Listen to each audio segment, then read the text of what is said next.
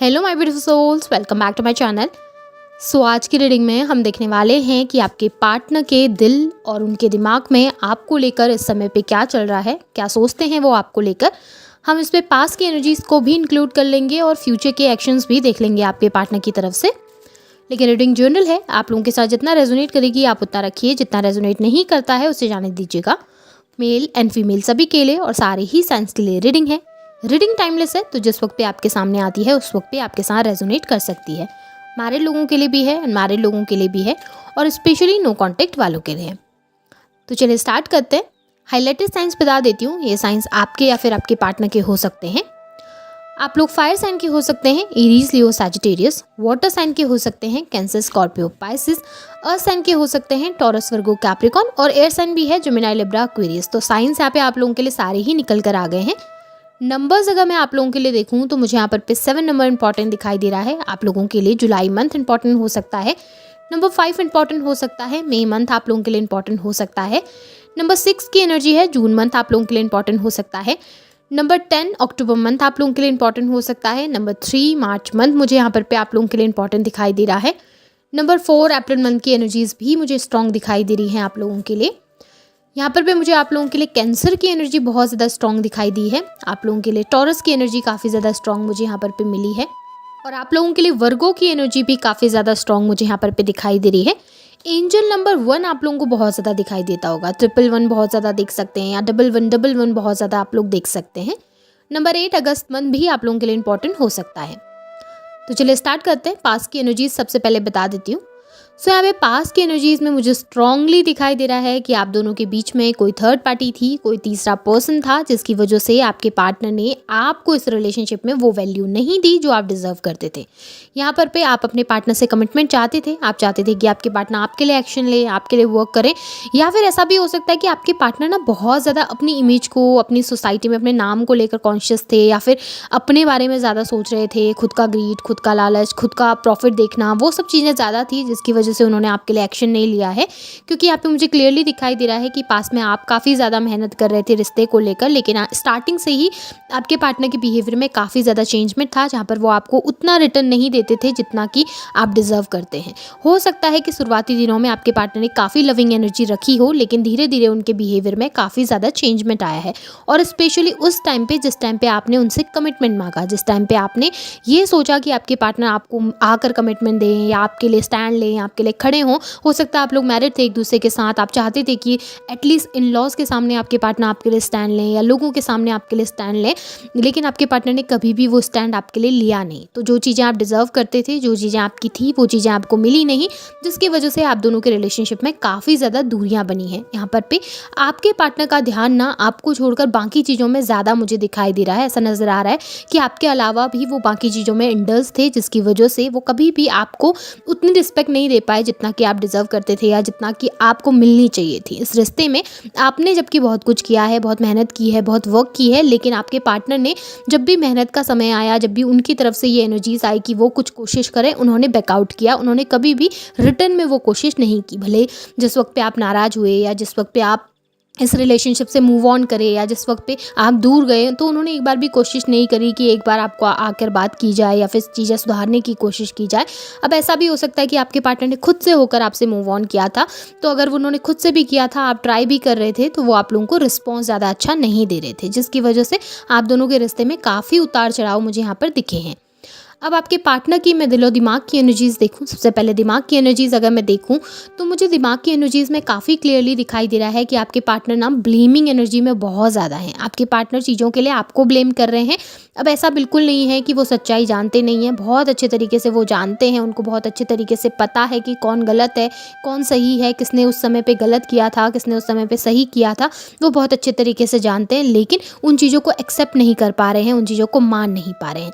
ज़्यादातर आपके पार्टनर ये शो करते हैं कि आपने उनको हर्ट किया, आपने उनको तकलीफ दी, या फिर आपकी किसी एक्टिविटी की वजह से उनको हर्ट हुआ था, जिसकी वजह से उन्होंने वो एक्शंस लेने पड़े या वो स्टेप्स लेने पड़े थे। अगर आपके पार्टनर ने आपको चीट भी किया दिया या फिर कभी आपके लिए स्टैंड नहीं भी लिया, तो उस चीज़ के लिए भी वो क्लैरिफिकेशन में हमेशा आपको ही ब्लेम करते हैं कि ठीक है, उस वक्त पे गलती आपकी तरफ से हुई थी, जिसकी वजह से शायद आपके पार्टनर ने आपको चीट किया था, या जिसकी वजह से शायद आपके पार्टनर ने उस तरीके से आपके साथ बिहेवियर किया था। क्योंकि यहाँ पे काफ़ी एनर्जीज़ दिखाई दे रही हैं जिसमें आपके पार्टनर का बिहेवियर काफ़ी रूड है। बट सबसे बड़ी बात यह है कि उतना रूड बिहेवियर होने के बावजूद भी, या उस तरीके का बिहेवियर होने के बावजूद भी, उनकी तरफ से वो एक्सेप्टेंस नहीं है चीज़ों को लेकर, क्योंकि वो सिर्फ आपकी गलतियां या आपकी मिस्टेक्स को देख रहे हैं, या फिर आपके पॉइंट ऑफ व्यू को नहीं समझते हुए सिर्फ अपने पॉइंट ऑफ व्यू को ही ज़्यादा तवज्जो दे रहे हैं, जिसकी वजह से आप दोनों के बीच में कॉम्प्लिकेशन ज़्यादा बढ़ती हैं। पर हाँ, वो बात करना चाहते हैं, कम्युनिकेशन करना चाहते हैं, वो चीज़ों को सही भी करना चाहते हैं, लेकिन उससे पहले वो चाहते हैं कि आप आकर उनके सामने एक बार एटलीस्ट माफ़ी मांगें या अपनी गलतियों को एक्सेप्ट करें, जबकि आपकी कोई गलती नहीं है। आपको तो दिखता ही नहीं कहीं पर भी कि आपने कुछ गलत किया है। अगर आप माफ़ी मांगेंगे भी या अगर आप अपोलॉजी लेंगे भी उनसे, तो किस चीज़ की अपोलॉजी लेंगे? तो आप भी उनके पास जाके शायद एक्सेप्ट नहीं कर पा रहे हो चीज़ों को, क्योंकि ऐसा कुछ गलत था ही नहीं आपकी तरफ से। बट आपके पार्टनर को जो चीज़ें गलत लगती है वो ना क्लियरली आपको बताते हैं उन चीज़ों के बारे में, और ना ही वो समझ पा रहे हैं आपके पॉइंट ऑफ व्यू को। इस वक्त पे बस वो एक जिद लेकर बैठे हुए हैं जिसमें वो बस आपको झुकाना चाहते हैं, या फिर आपसे चाहते हैं कि आप बैक करें रिलेशनशिप के लिए। लेकिन ये सब चीज़ें करना मुझे आपकी तरफ से भी काफ़ी ज़्यादा डिफ़िकल्ट लग रहा है। टाइम इस वक्त पे बहुत अच्छा नहीं चल रहा दोनों के बीच में, और इस वक्त पे आपके पार्टनर का माइंडसेट बहुत ज़्यादा डिफरेंट मुझे दिखाई दे रहा है, जहाँ पे आपके पार्टनर ना जिस चीज़ को सोचना चाहिए या जिस चीज़ के बारे में समझना चाहिए उसे छोड़कर वो बाकी सारे पॉइंट्स देख रहे हैं, लेकिन वो मेन पॉइंट जो है उस चीज़ को अवॉइड करते हुए ज़्यादा दिखाई दे रहे हैं। और वो मेन पॉइंट बस यही है कि आपके पार्टनर आपके लिए फीलिंग्स बहुत ज़्यादा रखते हैं, स्ट्रॉन्ग फीलिंग्स हैं, स्ट्रॉन्ग इमोशंस हैं, पर उन चीज़ों को एक्सेप्ट नहीं कर रहे हैं, उस इमोशन उस फीलिंग को एक्सेप्ट नहीं कर रहे हैं, और चीज़ों को काफ़ी ज़्यादा अवॉइड कर रहे हैं, और चीज़ों के लिए ना बस आपको ज़्यादा ब्लेम कर रहे हैं, या फिर आपको ज़्यादा नीचा दिखाना चाह रहे हैं, या फिर आपको झुकाना चाह रहे हैं। ये एनर्जीज़ काफ़ी ज़्यादा हैं। बट अगर मैं उनके दिल में देखूं तो दिल में काफ़ी ज़्यादा कन्फ्यूजन नज़र आ रहा है आपको लेकर और उस थर्ड पार्टी को लेकर। अगर आप दोनों के रिलेशनशिप के बीच में कोई थर्ड पार्टी है तो डेफिनेटली आपके पार्टनर उनको और आपको लेकर काफ़ी ज़्यादा कन्फ्यूज्ड हैं। बट अगर थर्ड पार्टी नहीं है आप लोगों के रिश्ते में, तो आपके पार्टनर अपने स्वाभिमान को लेकर और आपको लेकर काफ़ी कन्फ्यूज्ड हैं। वो अपनी ना सेल्फ रिस्पेक्ट को, उनको ये लग रहा है कि अगर मैं उससे बात करूँगा, कम्युनिकेशन करूँगा, अपने इमोशन शेयर करूँगा, तो शायद मेरी सेल्फ रिस्पेक्ट कम हो जाएगी, क्योंकि उनको ऐसा लगता है कि वो गलत नहीं है चीज़ों में, या उनसे कोई मिस्टेक नहीं हुई है। हाँ, उन्होंने गलती की है, उनकी मिस्टेक थी, लेकिन उन चीज़ का एक्सेप्टेंस उनकी तरफ से नहीं है। इसकी वजह से उनको ऐसा लग रहा है कि अगर मैं चाहूँगा अपनी तरफ से बिना गलती करे उसके सामने जाकर उसे बैक करूँगा रिलेशनशिप के लिए, तो शायद मेरे ऊपर बात आएगी, या मेरी सेल्फ रिस्पेक्ट कम हो जाएगी, या मुझे लाइफ टाइम उसके सामने झुकना पड़ेगा। इस तरीके की एक एनर्जी हो सकती है जहाँ पे आपके पार्टनर अपने ईगो के बीच में और आपके बीच में किसी एक चीज़ का चुनाव नहीं कर पा रहे हैं, और ये कन्फ्यूजन उनके माइंड में, उनके सोल में ज़रूर दिखाई दे रहा है। और ऐसा भी हो सकता है कि आप लोगों के रिश्ते के बीच में जो थर्ड पार्टी है वो उनकी फैमिली है, जिसकी वजह से आपके पार्टनर आपके लिए स्टैंड नहीं ले पाते हैं। क्योंकि क्या होता है कि फैमिली के सामने हर एक पर्सन स्टैंड आउट नहीं कर पाता चीज़ों के लिए, या खड़े होकर बात नहीं कर पाता है, या अगेंस्ट नहीं जा पाता है। तो वही हो सकता है आपके पार्टनर के साथ सिचुएशन है कि एक तरफ पे फैमिली है, एक तरफ पे प्यार है, और दोनों में से किसी एक का चुनाव करना बहुत ज़्यादा उनके लिए मुश्किल हो पा रहा है, जिसकी वजह से वो ना आपके लिए स्टैंड ले पा रहे हैं, ना पर वहाँ पर पे छोड़ पा रहे हैं, ना आपको छोड़ पा रहे हैं, और बहुत ज़्यादा कन्फ्यूज होकर बैठे हुए हैं।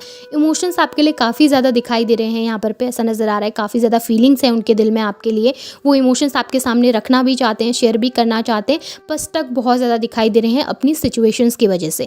अब मैंने यहाँ पर पे 2 सिचुएशंस बताई आपके साथ जो रेजोनेट करेगी, आप उसके हिसाब से इसे देखिएगा। अब अगर मैं फ्यूचर की एनर्जीज़ देखूं तो फ्यूचर की एनर्जीज़ में मुझे दिखाई दे रहा है कि आपके पार्टनर आपके लिए एक्शन तो ज़रूर लेंगे, क्योंकि यहाँ पर पे सारे ही कार्ड काफ़ी ज़्यादा पॉजिटिव हैं। कम्युनिकेशन के कार्ड निकल के आए हैं, मीटिंग के कार्ड निकल के आए हैं। आपके पार्टनर एक्शन लेंगे, लेकिन उससे पहले मैं अगर आपको बताऊँ तो आपने अपने आप में वर्क करना पड़ेगा। अभी क्या है ना कि आप बैक कर रहे हो, अभी क्या है कि आप उनके पीछे घूम रहे हो, अभी क्या है कि आप उनको फॉलो कर रहे हो बहुत ज़्यादा।